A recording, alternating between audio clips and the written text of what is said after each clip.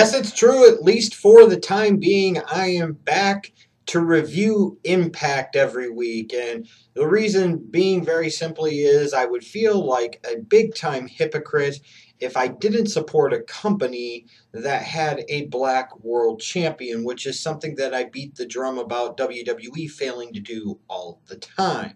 So my hope is that this brings me back and that there are other things that get me more emotionally invested and more interested in the product. And there actually were a couple of those things on this week's show. Gail, Kim, and Taryn Terrell, the returning Taryn Terrell, beat the beautiful people. Thank, oh merciful God, that Taryn Terrell is back. I never thought I would be excited about an appearance or a return of Taryn Terrell. But by God, I most certainly am, and I'm glad she's back in the swing of things with the Knockouts division. So glory, glory, hallelujah, TNA was going to have a championship celebration of sorts, I guess, for your new TNA World Heavyweight Champion, the Battletoad the Destroyer, Bobby Lashley. Fucking A, hell yeah. And when I saw these three guys, I said, this is fucking awesome. Black guys not having to rap, black guys not having to sing and dance and shuck and jive in order to get featured. Guys that are being featured seriously. A black guy that holds the biggest belt in a wrestling company. All of these things I can definitely fucks with. Eric Young interrupting, not so much. Get that troll face bearded fuck away from that world title, please. At least the good thing that came out of this whole segment in Eric Young interrupting is that Bobby Roode came to the rescue once again, and by fucking God, Bobby Roode is good. I mean, Bobby Roode is really damn good. If there is a guy right now for me with TNA, it's Bobby Roode. And maybe the fact that I went away from TNA for a little over a month coincided with him being suspended and him not being on television. That might very well be the case. You know, if you want to keep me watching, keep Bobby Roode on my television. Because goddamn is he good. And he cut an outstanding promo here.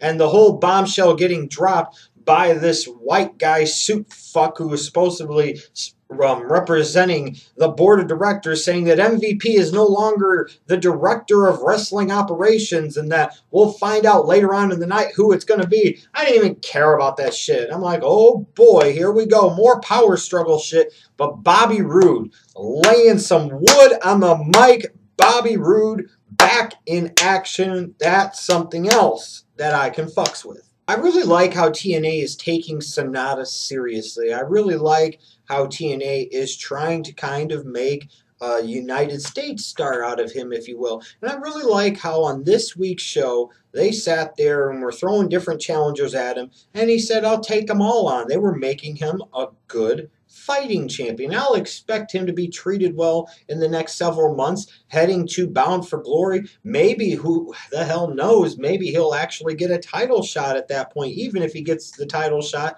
at Destination X next month.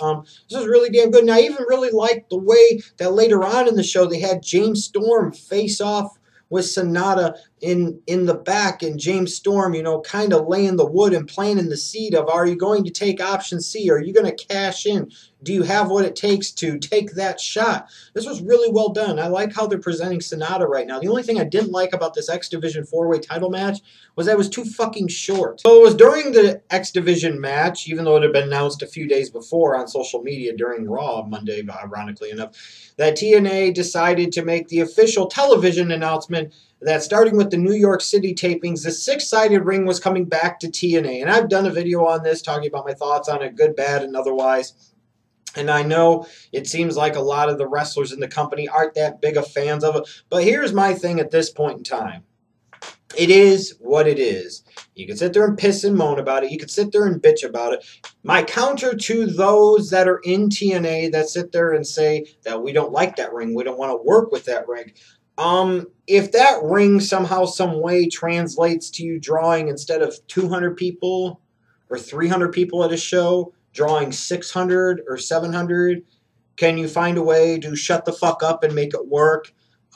If this is a good thing that slowly helps TNA reestablish their own identity and be unique, and maybe the ratings start to go up a little bit, and the pay-per-view buy rates go up a little bit, merchandise sells a little bit more, and you draw more and more people to your live events, can you learn to shut the fuck up and deal with it?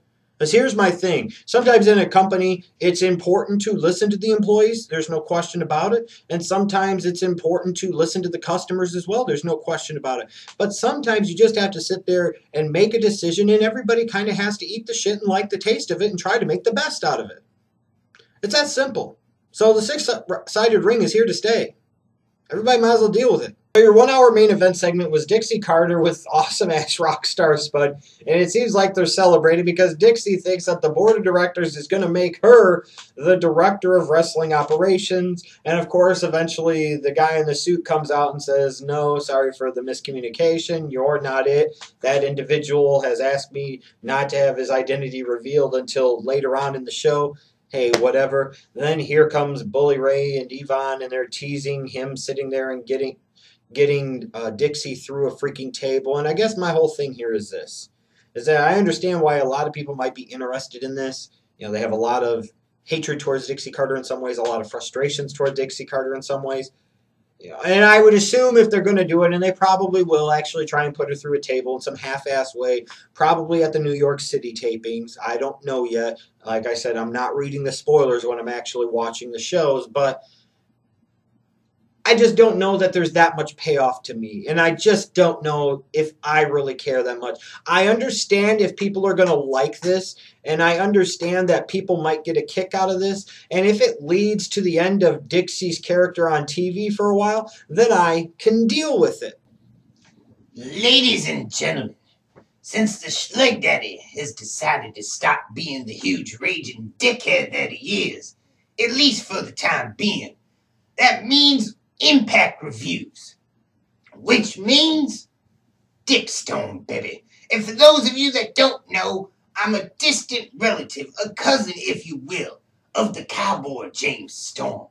And while he didn't get the victory at Slammiversary against Mr. Anderson because of some no-good interference from some choking chump mediocre-ass Dallas Cowboys, rest assured, the war has just begun. And Mr. Anderson found this out the hard way on Impact this week. Didn't have no Cowboys in his corner. Didn't have any mechanisms to cheat. And James Storm went home to beat his ass.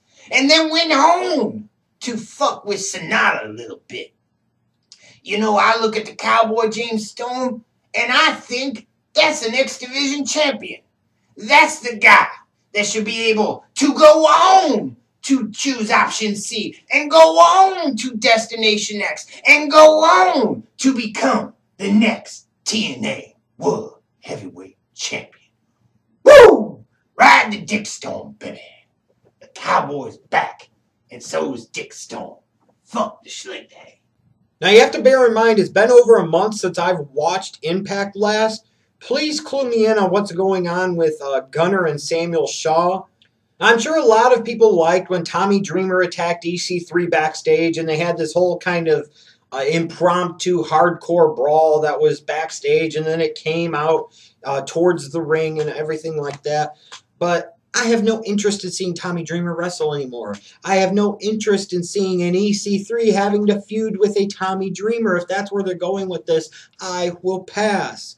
A serious question for all of you, and I truly ask this as a serious question. What happens more?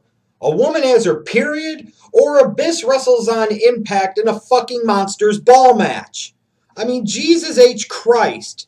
Willow, Abyss versus Bram and Magnus, Monsters Ball. TNA, stop having these fucking Monsters Balls matches every 3 weeks to 4 weeks. This is stupid. You are running the stipulation into the fucking ground, and I still wonder whose dick Abyss is sucking backstage to continue to get a goddamn push after all these freaking years. So we get the big announcement at the end of the night. Who's going to be the new director of wrestling operations? And once they showed you that little clip beforehand of the white guy walking the way he did, I'm like, oh, it's Kurt Angle, isn't it? Ah, damn it. Yes, it's Kurt Angle. He's the new director of wrestling operations. And I guess if he's recovering from injury and they want to keep him on television, this is a good vehicle to do so.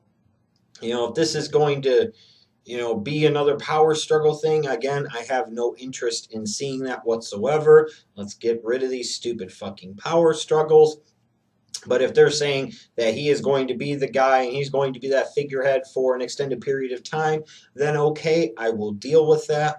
Apparently, I think he gave Eric Young his rematch against Bobby Lashley. He sat there and reinstated Bobby Roode. So it was a good, kind of exciting way to finish out what was actually a pretty solid Impact. So I'm glad I gave TNA another opportunity after their decision to put the belt on Lashley last week. I am, because I came back this week and saw some encouraging things, and some things, yes, that still concern me, but I'm willing to overlook somewhat for the moment. Terrell's back. That's a positive for the Knockouts division. Bobby Roode is back in the full swing of things. That's a good thing, I think, for everybody involved. I like what they're doing with Sanada. There were some good things on this show.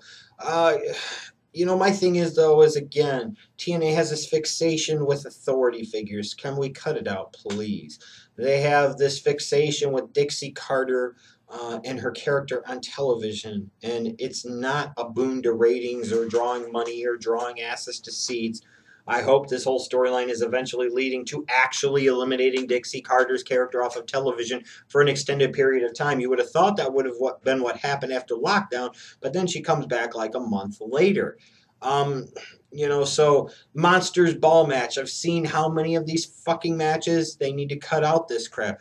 One big concern I had about this show this week and its presentation is that you call yourself Impact Wrestling. You're bringing back the six-sided ring to sit there and establish your own identity and to try and be unique. Well, you actually have wrestling in the name of your company or in the name of your featured show every week. You need to have more wrestling. 4 matches in 2 hours is flat out inexcusable, especially when those couple of those matches don't get very much in the way of time. Are you total nonstop talking, or are you total nonstop action? That's the question. And I mean, another thing, when you're talking about identity, I'm always confused because they say TNA and then they say Impact Wrestling. Which one is it? Is your company TNA or is your company Impact Wrestling? I think maybe TNA should have done a better job of differentiating and saying that their show every Thursday night was Impact Wrestling and that their company's name is still TNA, like you have WWE has Monday Night Raw and Friday Night SmackDown. What it leads me to be is kind of confused with the identity of the company. Are you Impact or are you TNA?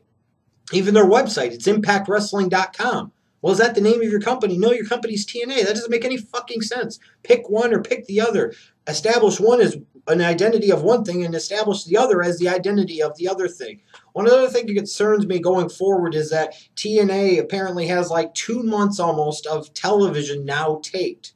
Like through the middle of August, I believe.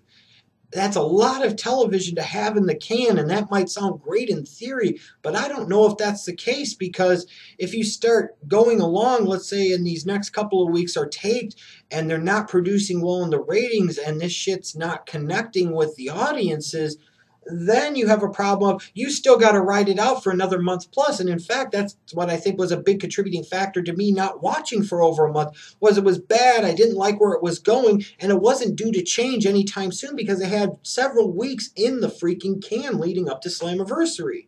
So I really hope that these next few weeks of shows really, really do a good job, and that these next few weeks of Impact episodes really, really deliver, because otherwise it could be a long couple of months. It really could be. One thing they need to do, though, if you're going to call your product Impact Wrestling, or at least your Thursday night show Impact Wrestling, you need more than 4 matches in 2 hours, period.